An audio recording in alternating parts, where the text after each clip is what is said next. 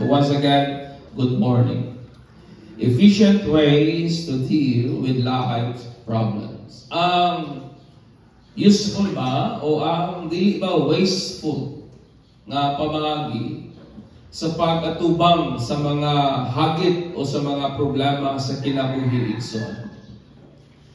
Ang atong text makita nato na book of Nehemiah, sa medyo taas man na siya. So, assignment na lang na ninyo, basahan na lang na ninyo sa balay. Total, while nga mag-preach ko, ato mangyapon na siyang himay-himayon, mga igsoon.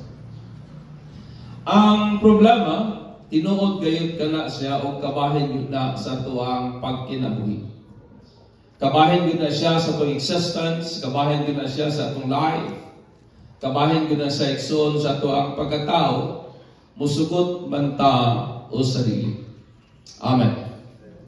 Problems are part of life, whether you like it or not. Ganahan man ka o dili, dawaton man na nimo o dili, tuuhan man na nimo o dili, mga igsoon. Ang problema, gitawag siya nga problem, tungod kay naalagi solusyon. Amen ba? Mabitaw na kasama, wa ginagitawag o math challenge o math nga troubles, but gitawag yun nga problems. Kaya nga naman, kay naagi solusyon, mga igsoon.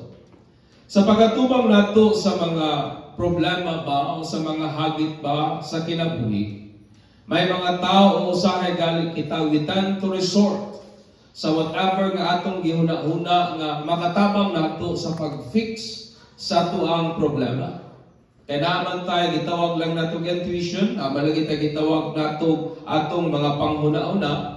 Mo na nga sa tanang mahuna-hunaan nato nga huna-huna nato makatabang ba para ma-fix ang atong problema, then mo resort taana nga moong mga butang ang mga igsoon. May mga butang atong ginaduulan nga usahay gihuna-huna nga practical. May mga solusyon that sometimes practical, ang uban naman dili. May mga butang usahay efficient, ang uban naman dili.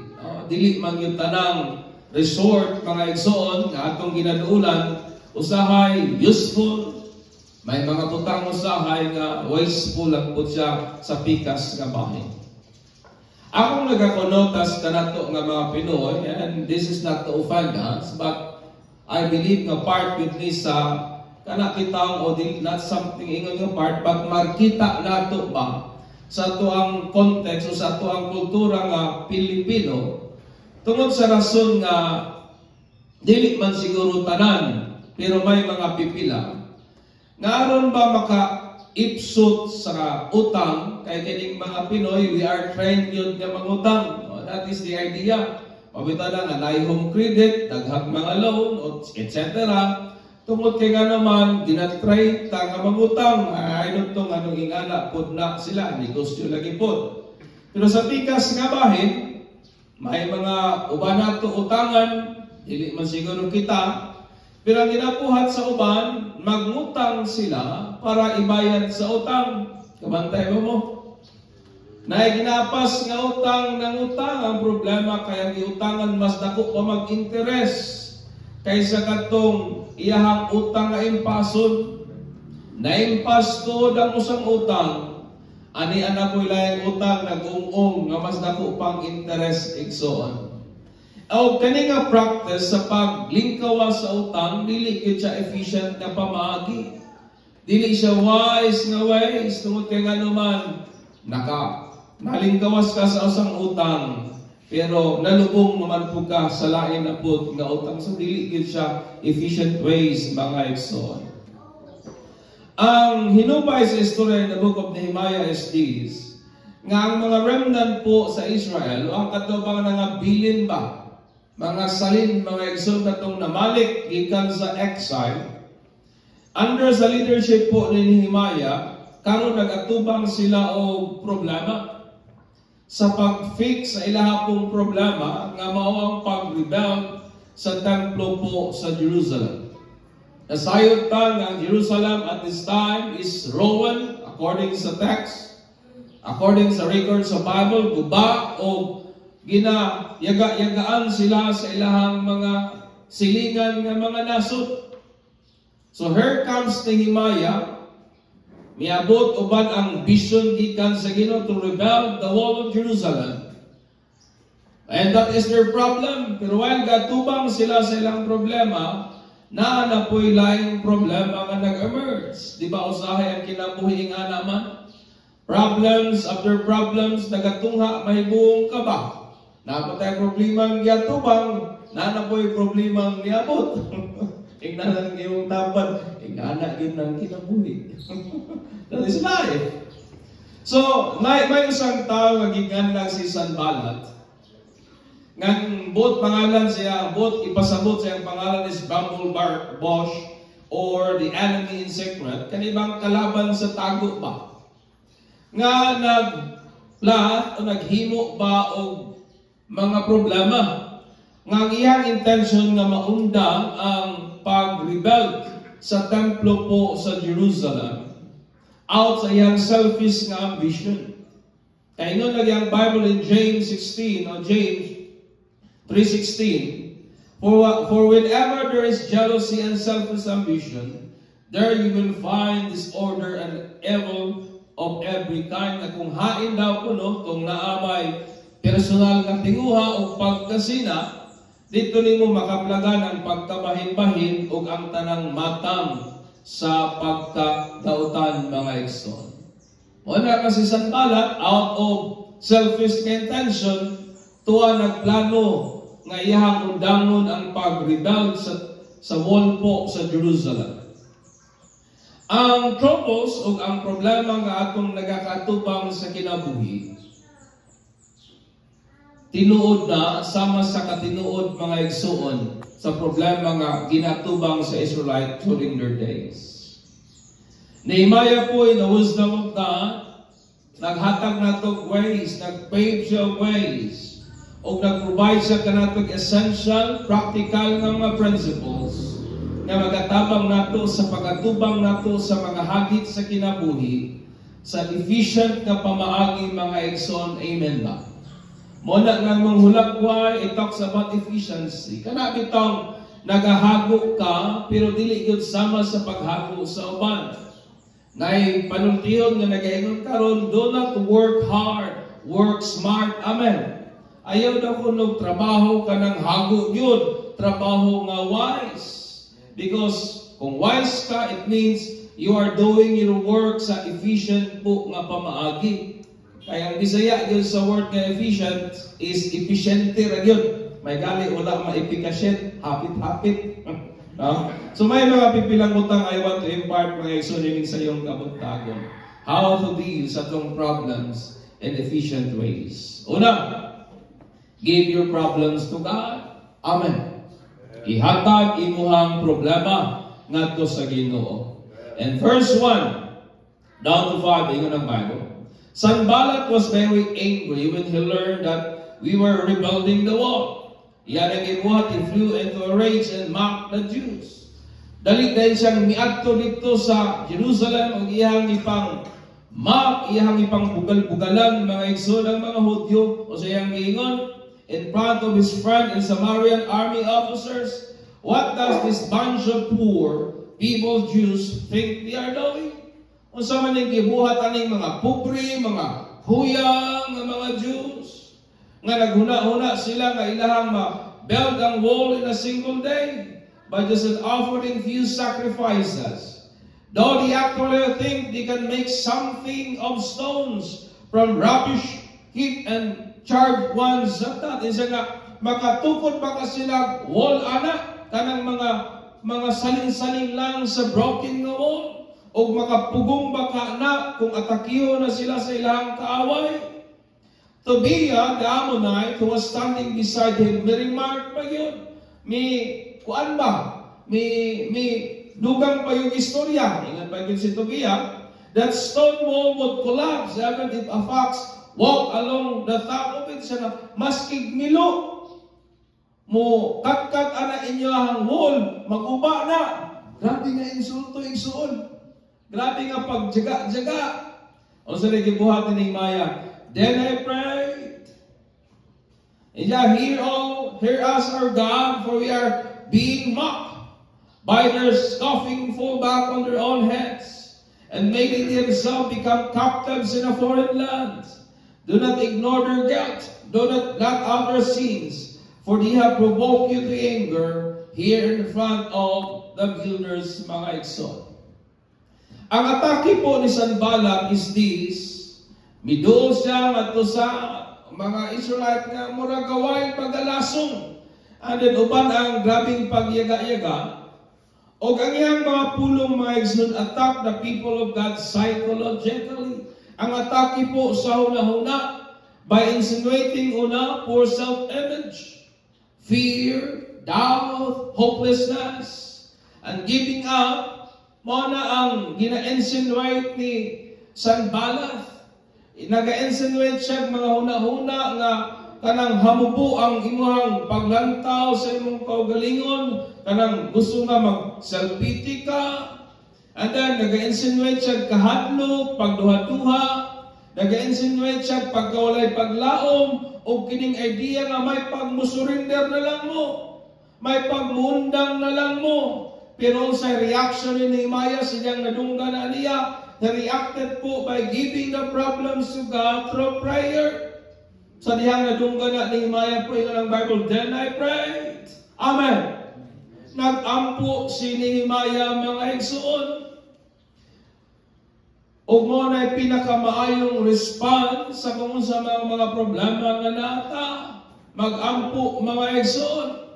Si Sanballat, nag-istorya sa mga disheartening thoughts. Nagasumptay siya mga pulong nga nagapaluya sa pagbati. Mga pulong nga nagahatag pagkawalay paglaom. Mga pulong ba nga gusto niyang surrender na lang ka.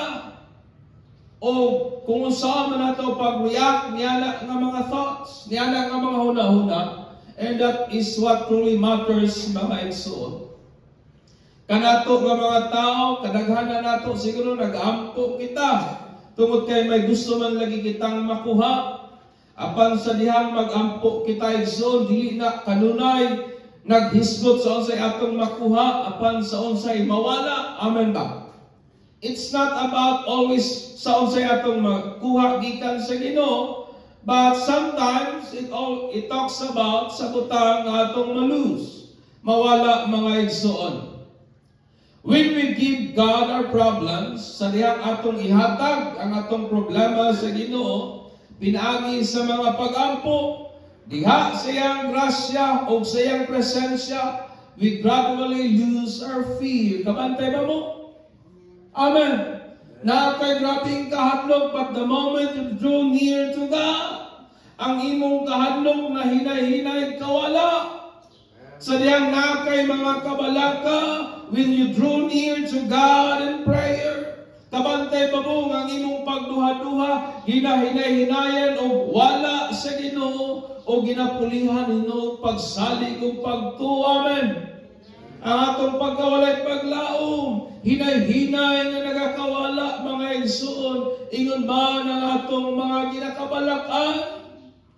That's why every time we draw near to God, nagaka-hinay-hinay nga nagaka-papa o nagakawala ang mga butang mga igsoon, mga huna-huna nga gina-insinuate ka nato sa kalaban, aron nga gusto ta, aron nga mo surrender ta, aron nga mo give up ta, pero kung muduol ta sa Ginoo igsoon, kana ka mong butanga in His grace and in His presence, hinay-hinay matangtang. Amen. Pagbaka na to ang Ginoo ni ana.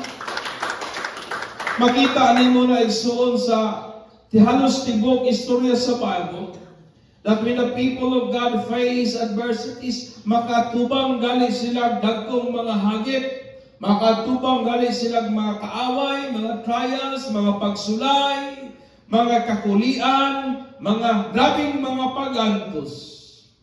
The first thing yun nga ilahang ginabuhat is they prayed. Amen.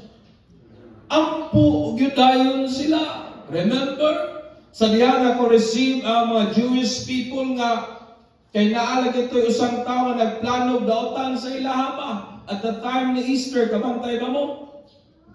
Nga Nagplano silang daotan sa Israelite, but pagkadungog na nila o silang gibuhat sila tanan hasta mga bata. They fasted and prayed and asked God for favor. Muna pinakamayong response mga igsuon sa kung unsa mang problema nga naata, ihatag imong problema sa Ginoo diha sa mga pagampo. Pray mga igsuon. Ampo is the undeniable fruit that prayer is the efficient ways and dealing with life's problems. Hallelujah. Lingian na imong tapaling nga ampo yun ta. Ikaduha, work out your problems with God. In verse 6 down to 12. At last, isa, ay wala lagi na ni Kuan. I-click na lang sa anak. Ngayon niya, at last the wall was completed to half its height. So katunga na ang nabuhat.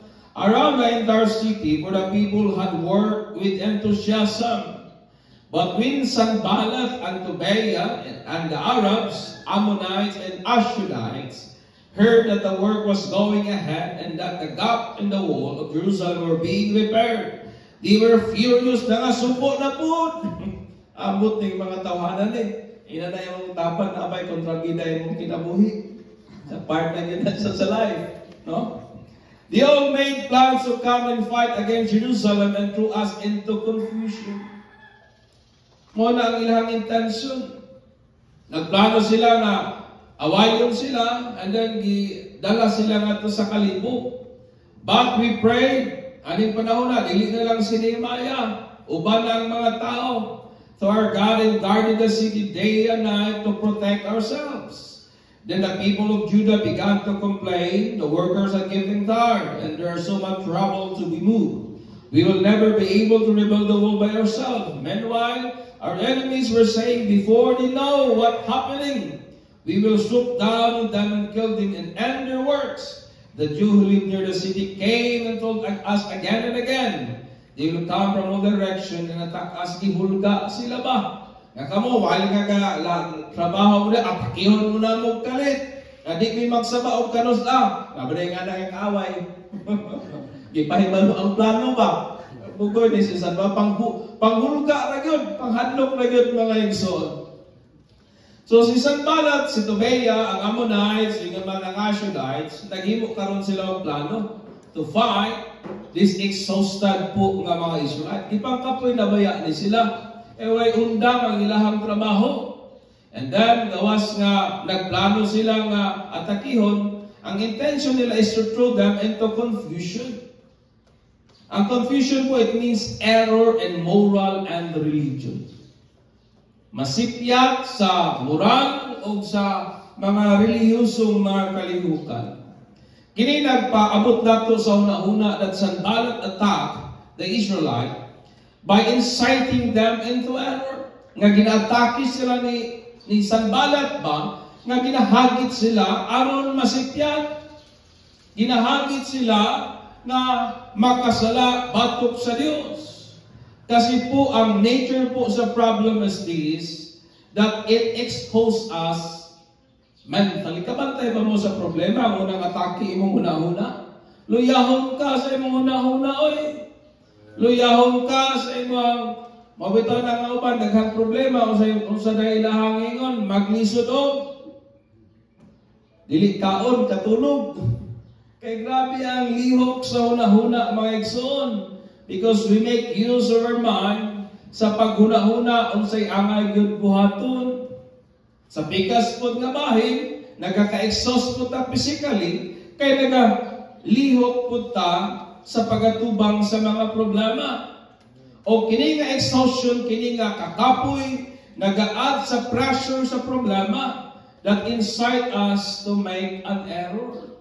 Mabitaw na nga pag-pressure na kayo nga itong una-una, pressure na nga itong pagbati, kapoy na kaita, usahay, dali na lang kayo na ito ang unsaman. Dali na lang kayo na ito ang makahimog sipiyat sa kinabuhi. That was the very nature of the problem, my friend. It incite us. nagaaghat na to ba nga masikyat ta aning kinabuhi. Because it was the nature of the problem to confuse us. Aron nga makahimo ta og mga sak, mga sayop, makahimo tag dili mao, o makahimo tag mga desisyon ba nga mopasamot pa sa ato ang problema. Kabantay ba mo niana? Na kay problema, tungod kay pressure kay ka, nasiglat hinuon ka sa imong desisyon, nagdupli na hinuon ang problema. Kay mao gyud na ang laro mga igsoon sa problema sa kinabuhi. Sa dihang nadunggan ni Himaya ang plano po ni Sanballat o ang uban. They prayed and then they guarded the city day and night. Nagampo sila and then ilan na hindi guardyahan ang syudad adlaw o gabi. Mabasa nato igsoon ang daghang mga ehemplo sa Bible that the people of God resort to work out their problems with God. Daghang kang makita nga ang mga tao sa Karang Testamento, ingon man sa New Testament, sa diyang makatubang sila og mga hagit, kanunay nilang ginatrabaho ba? Kanunay silang nag-resort o nagadagan kanunay sila. Saan sa man ang mga pamaagi nga iyan sa Dios mga igsoon. Tanawan ninyo. Sa diyang si Moses, iyang gi-order si Joshua to fight the Amalekites. Nidaog sila sa unconventional o illogical ways. Napapamudiha. Nagmadaogon sila sa dili sarang, and then usahay murag, lisod din mo matugkad ba nga, mudaog dahi sa ing-ana lang. Tungod kay, whenever galing nga i-lower ni Moses ang iyang staff o ang iyang kamot, mapildi sila. But the moment nga taas ni Moses ang iyang staff o ang iyang kamot, magdaog sila. Moto nga gibuhat ni Moses, iyang gi-raise ang iyang kamot tibuok. Adlaw, mo na nga pagsalop sa adlaw igsoon, nagmadaogon si Joshua uban sa iyang mga tao. There is sword sa ways ni Lord. Dili man to pamaagi sa tao. Bisan pa kung saan mong taas imong kamot, kung girahot ta sa China, I don't know kung madaog ta. But kanto nga pamaagi iya to sa Ginoo mga igsoon. Tanawa ninyo si Pablo o si Silas, na preso sila. Tungod kay nag-preach sila sa gospel ni Christ. So ang ilang gibuhat at midnight, they praise God, na nagdayeg hinoon sila sa Ginoo nga may kadina ang liyog, may kadina ang kamot, may kadina ang tiil. Then may labag kadina nga sama sa ato karon, lahi man ang ilang kadina sa ulang, bugat kayo mga igsoon. So ang ilang gibuhat, ilang gidayeg hinoon ang Ginoo, sa kalit lang may dakong linog nga nahitabo, nangaabli ang pultahan sa prisuhan, ano ng ilang mga chain, nangatangtang. Amen. They face their problems, there is sword not on their ways, there is sword sa pamaagi po nga iya sa Ginoo. Tanawan niyang Macedonian churches, sa diyang nakatubang sila, grabe nga poverty, nga gi-describe pa ni Pablo nga extreme. Grabe gyud ang ilang kalisod. But yatubang nila ang maong kalisdanan una by giving themselves first to Christ. Una gihatag nila ilang kaugalingon kang Kristo o diha gikan sa grabing kalipay, naghatag sila kang Pablo beyond their ability. Amen. Nga maulaw galing dapat si Pablo kay aska man kanilang lisura, but sila pa'y nabugos out of joy in serving Christ. Ging-ana nila pagatubang ang ilang kalisdanan mga igsoon. Di ba mga illogical o unconventional na ways? Ang pag-work out sa itong problems with God ni sometimes impractical. Usahay, maglipog ka ba? Lisod na, mahatag pa. Di ba? Kita rin nasakitan, kita pa'y mapasaylo. Usahay, Lord, ang justisya niyo. Di ba? Usahay, impractical and illogical ba? Pero, mga igsoon, thus it takes faith. Wala kinahanglan yung pagtuo. Faith, please God, and where there is faith in God. Kining pagtuo nato mo ning makapahimaya sa Ginoo. Kung hayan gali may pagtuo sa Dios, dito nimo magakasinatian ang kahigulungang mga pagpamuhat sa Ginoo. Tanawon niyang Bible. Because ang pag-resort po sa ways kay ni Lord, it takes faith. Masulbad ba rin ang problema kung ampo lang ka. Pero, it takes faith. Di ba? Ampo ka uban sa pagtuo. Masulbad ba rin ang problema, Pastor, simba-simba ta. It takes faith. Maybe siguro sa human reason, murag di na makasulbad, pero may mga pamaagi ang Ginoo beyond our human comprehension. That's why po it takes faith. Kinahanglan kitang pagtuo. That's why po, work out your problems with God. Trabahoa imong problema. Uban sa Ginoo, inay mong dapat. Ayaw sulu-suluha. Ayaw. Kasi tawag yung mga tao ng Lord, luway na ko na yung Ginoo ba? Dagan na lang ikaw yato bang problema. Ginoo siya, He is powerful. Dili nimo ma-exhaust ang gahom sa Ginoo. Ikatulo, re-evaluate your problems in who God is. In 13 to 15, nga na bago. So I placed armed guard behind the lowest part of the wall and the exposed areas. Manigibuhat po ni Nehemiah. I stationed the people to stand guard by families, armed with swords, spears, and bows. Grabe no?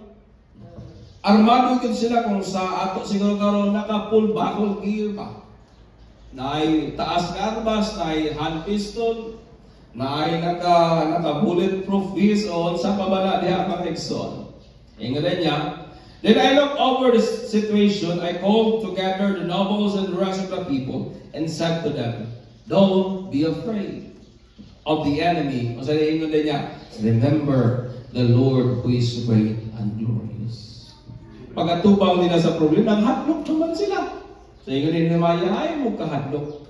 Hinumdumi ninyo kinsa ang Ginoo, kansang dako, gamhanan, maayo, puutan, o guban pa. And yan, fight for your brothers and your sons, your daughters, your wives, and your homes. Your enemies heard that we knew of their plans and that God had frustrated them. We all return to our work. We all return to our work on the wall. Ang re-evaluate, it means to reform an ideas or revalue or reassess the problems and who God is. Nakay problema, kinahanglan kabalo ka mo assess. Kinahanglan nga, kabalo po ka mo lingkod, pamalandungan mo, nga naman yung problema hanaan, di ba? O sa may hinungdan, o sa may mayong buhaton. So nakay assessment buhaton pa. So, to re-evaluate, it means to reassess sa pikas nga bahin. Nehemiah po, iyang ingnan ang iyang ibang kapuoy nga hadlok ng mga Israelite, nga ilahang hinumduman kung kinsa ang Diyos, who is great and glorious. Ang word po nga Lord is from Hebrew word nga Adonai, which means Lord of Lord or Master. So Diyos, why laba, why sama? Nehemiah po invoked to the heart of the Israelite to remember and re-evaluate their problems and who God is. Amen. Muna intention ni Nehemiah ay sila, aysa-aysa. Dapat kabalutang mulang tao sa ato ang problema. Dan tao na to na siya kung kinsa ang Diyos na atong gialagaran. Amen. Re-evaluate your problems and who God is, mga igsoon. Makita nato sa tibok intero po sa Bible that every time the people of God face challenges, makaatubang gali silang mga hagit, makaatubang gali silang mga kaaway, makaatubang gali silang problema, kanunay gud silang ginasugo igsuon to remember who God is. O mo kabantayan na? At ubang silang dako kakalaban, gikuman sila sa Ginoo nga hinumduman nila kung kinsa ang Dios na nagluwas nila gikan sa gamhanang kamot ni Pero. Ingon ang Ginoo, hinumdumi baya ninyo that by my mighty hands, by my great act of power, ako mong ga-rescue gikan sa kamot ni Pero. Hinumdumina ninyo mo na kanunay ginaingon sila sa Ginoo. How God gave them victory over their enemies.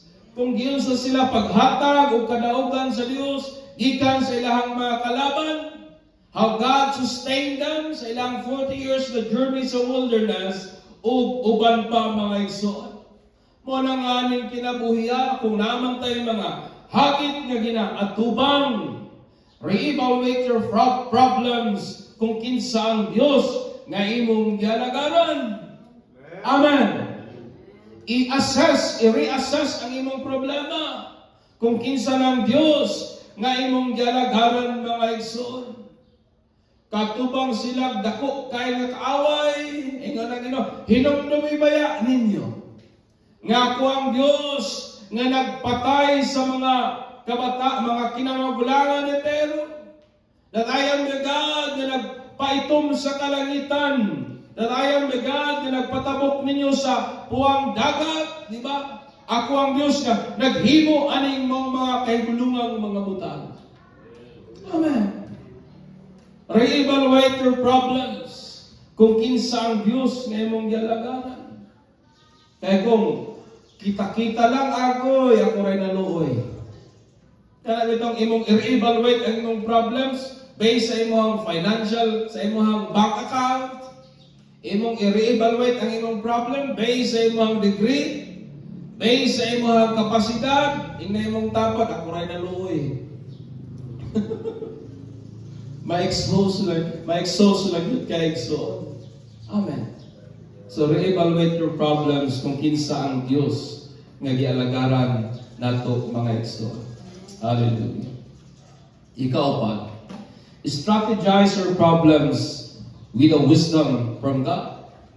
Strategize, that means maghimo kag mga calculated na plan o saan pag-fix ka na nga mong problema diha sa wisdom that comes from God. O sa gibuhat ni Maya tanawan ninyo. But from then on, only half my men worked while the other half stood guard with spears, shield bows, and coats of maize. The leaders stationed themselves behind the people of Judah, who were building the wall. The laborers carried on their work with one hand supporting their load, and on one hand holding the weapon. Nakapulba itong gear, pero ang isa gagunit og pala, ang isa gagunit og sunda. Anak ka simple. In short, kung naay mo sulong, andam yun sila makikaway mga igsoon. All the builders had a sword belted on their side. The trumpeters stayed with me to sound the alarm. Then I explained to the noble and officials and all the people, the work is very spread out and we are widely separated from each other along the wall. So grabing plano na hinimay siya, ngalayo man mo. So nagdala ko ganang kuwan, trumpet. Kung madungan gali na ninyo, doon din mong tanan sa kuwa. Manay plano. Kay makalisod man sila o sukol kung katag-katag sila mga igsoon. So, sa dahin ni kuwan, we worked early and late from sunrise to sunset. And half the men were always on guard. I also told everyone living outside the wall to stay in Jerusalem, that they and their servant could help with guard duty at night and work during the day. During this time, none of us, not I, nor my relatives, nor my servant, nor the guard who were with me, ever took off clothes. We carried our weapons with us at all times, even when we went for water. And bisan pang mga ligo mi, bisan pang mga on mi, bisan pang magsiyar mi, dala-dala naman mong armas. Di yun may magkumpiyansa, and that is usa silang mga strategy, mga igsoon. Ingon si James, in James 3:14 to 17. But if you have better envy and self-seeking in your heart, do not boast and lie against the truth.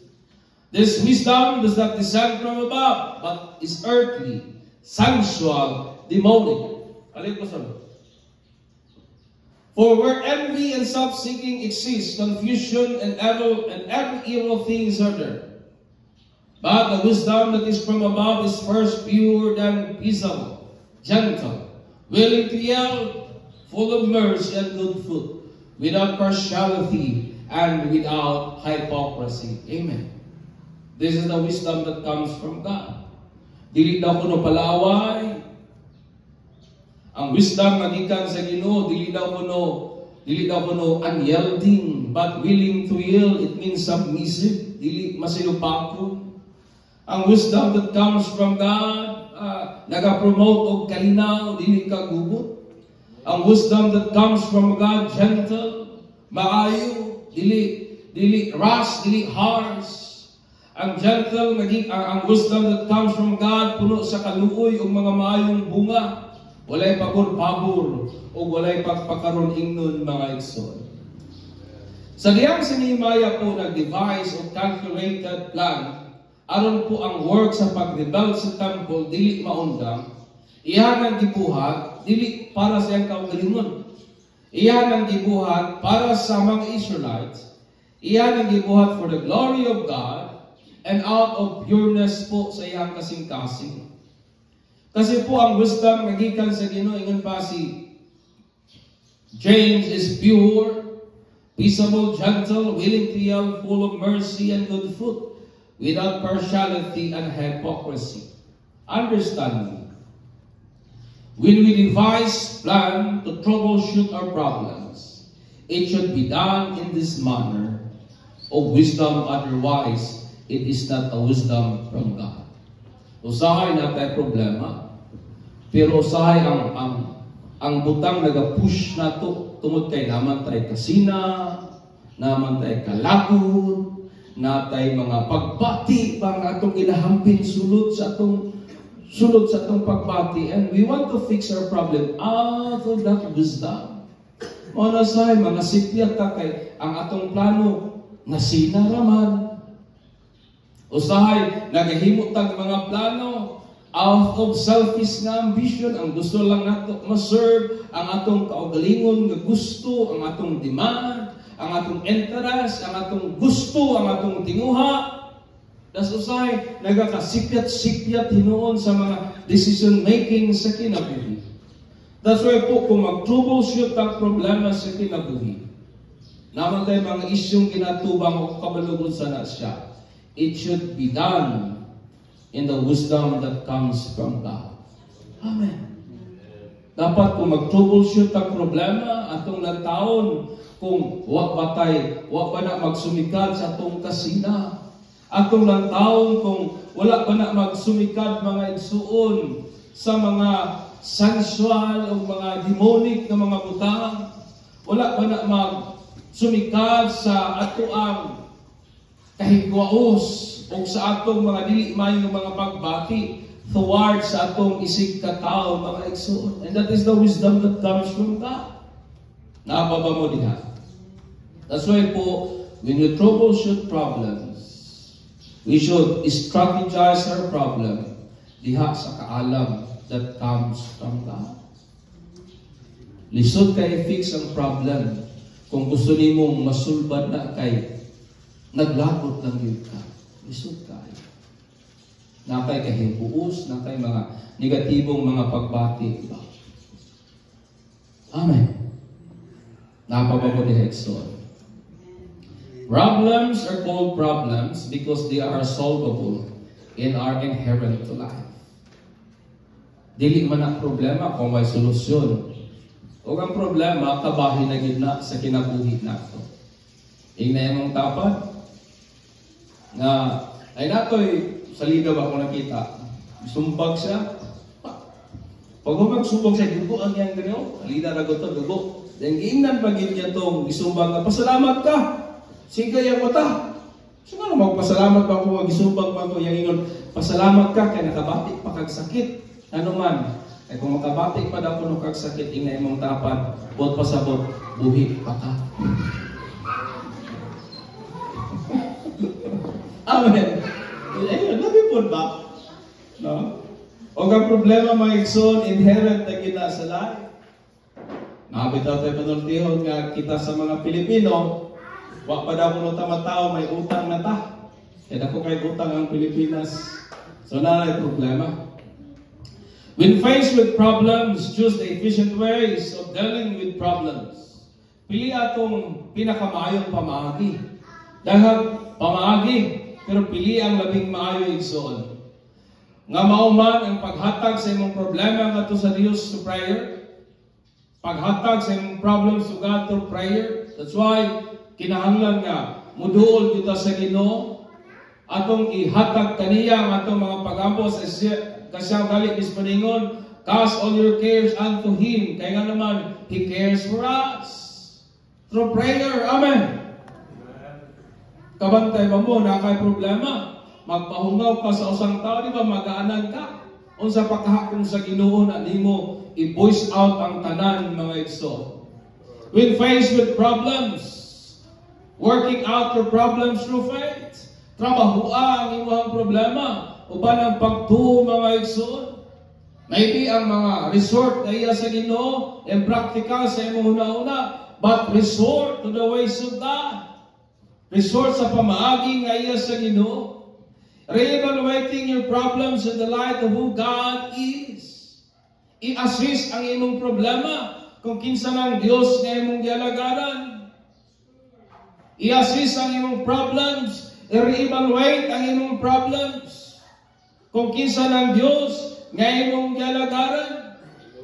Kung unsa ang problema, lantawa kinsa ang Dios imong gialagaran. Nakabitaw tayo mga quote, madunggan, mabasahan perme, nga nagayon, wa gyud problema nga mas dako pa kaysa Dios. Amen. Og naay kantang nagayon that there are no problems that God cannot solve it. Amen. Nga walay problema nga dili kaya i-fix ni Lord. Walay bukid nga dili kayang patagon sa Ginoo. Re-evaluate your problems kung kinsa ng Dios nga atong gialagaran mga igsoon. And then, strategizing your problems with the wisdom that comes from God. Kung naman tayo mga plano, saan pag-fix, it should be done in the wisdom that comes from God. Nga kung nagaplano man ka to fix your problems, pero naay mga kasina, isurrender na sa Ginoo ug inang Dios, Lord, dili ko gusto nga kaning akong kasina mo'y mutukod nako sa pagbuhat aning mga planuha tungod kay kaning wisdom dili niimo Ginoo. Amen. It should be done in the wisdom that comes from God. And then ako nagto mga igsoon sumala sa gibuhat ni Nehemiah. Nagbalampuson sila sa pag-fix sa ilahang problema at that moment. So nining sa iyong kabuntagon, I challenge you, brethren. Doon ta sa Ginoo. Amen. Nama kay burden, problema karon o kabalubon sana. Iya naman tag ginaatubang sa kinabuhi. Role ko, na yung dapat, lingiya ba? Wa ba ka mahipo nga? Daghang kag problema, pero murag wa man ka matiguang. That is because of the grace of God. Mahibong bitaw ko kay kaning mga Kristohanon pareha ba ita sa uban nga tawo? Na sila utang, naman po tayo utang. Na sila balatian, naman po tayo mga balatian. Pero sila galing pangutan na, mayroon yun na sila ko, lahi na lagi kang naungay. Di ba? Lahi yun din na ay gahom, na ay presence the Lord. Amen. Wala na sa iyong kabutagon, so I challenge you. Let us come near to God. Tulta sa Ginoo.